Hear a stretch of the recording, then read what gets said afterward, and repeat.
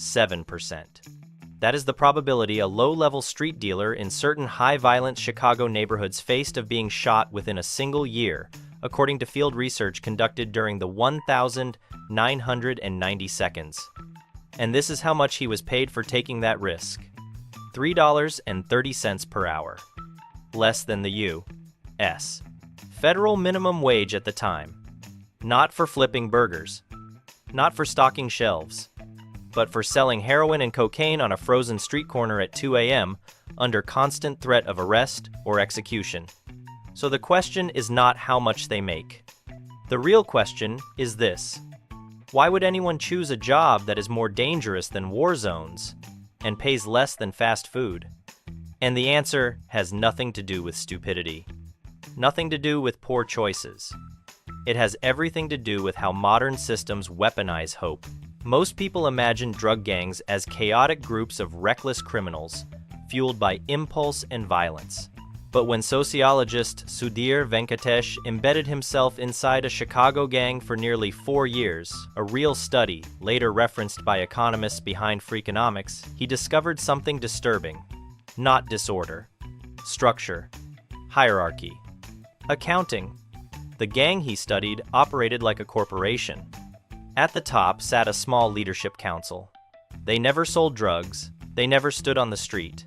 Their job was strategy, territory, capital allocation, enforcement decisions. Beneath them were mid-level managers, responsible for specific zones, apartment complexes, corners, housing projects. They hired, they disciplined, they controlled pricing and supply.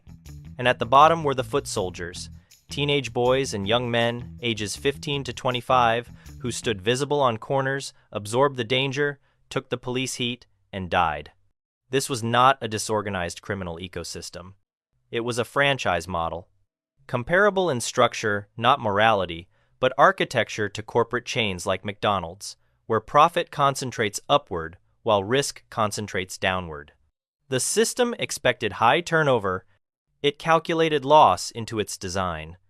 It prepared for replacement before death even happened. And still, young men lined up to join. Why? From financial records provided by insiders, the monthly revenue of one local gang unit averaged around $30,000. After operational costs, weapons, communication devices, payments to leadership, the majority of profit flowed upward. What remained for 20 to 30 frontline workers was divided into modest weekly payments, roughly $500 per month. When calculated by hours worked, constant on-call surveillance, territorial defense, street presence, the real wage dropped to just over $3 per hour after personal expenses. This same period saw legal fast food workers earning more in conditions that did not include gunfire. And yet, most stayed. Not because the job was good, but because the future looked impossible elsewhere. And that illusion was crucial. Economists Edward Lazier and Sherwin Rosen described something they called tournament theory. In certain systems, compensation is not based on effort. It is based on winning. Only a few reach the top. The rest keep competing because they believe they might be chosen. Think about law associates working 80-hour weeks hoping to become partners dough, startup employees accepting equity that may never materialize one, influencers creating content for years hoping to blow up, musicians uploading to platforms where 99% will never be heard passes. The mechanism is identical. Hope becomes currency. In the gang, every young recruit believed he would be the next manager, the next lieutenant, the next man driving luxury cars, and commanding respect. The odds were brutal. Only about 1 inch 120 would ever climb significantly. But probabilities don't govern human behavior. Emotion does. And the most dangerous emotion of all is optimism bias. Psychologists call it optimism bias, our tendency to believe negative outcomes apply to others, but not to us. Statistically, a 9-year-old street dealer may face extreme risk of death or incarceration.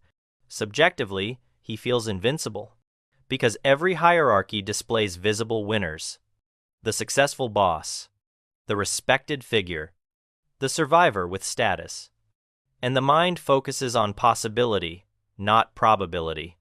The same phenomenon explains lottery tickets, professional sports dreams, viral fame delusion. Logic says, unlikely. Emotion says, but what if I'm different? This is where systems sharpen their blade. They don't reward effort. They reward endurance until collapse. And hope keeps the machine running long after reason leaves the room. This story is not about crime. It is about structure.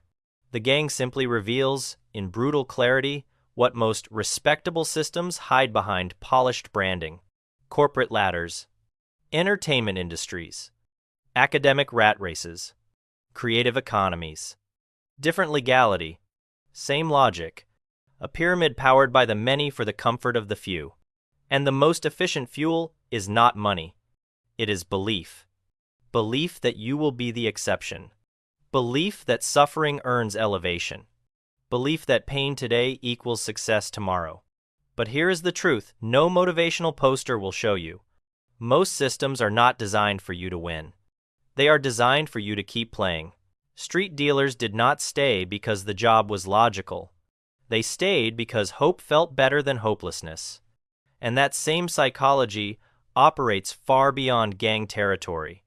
In boardrooms, in open plan offices, in startup culture, in creative ambition, because in every hierarchy, hope is cheaper than fairness, and more addictive than any drug sold on any corner. This channel is not about exposing villains.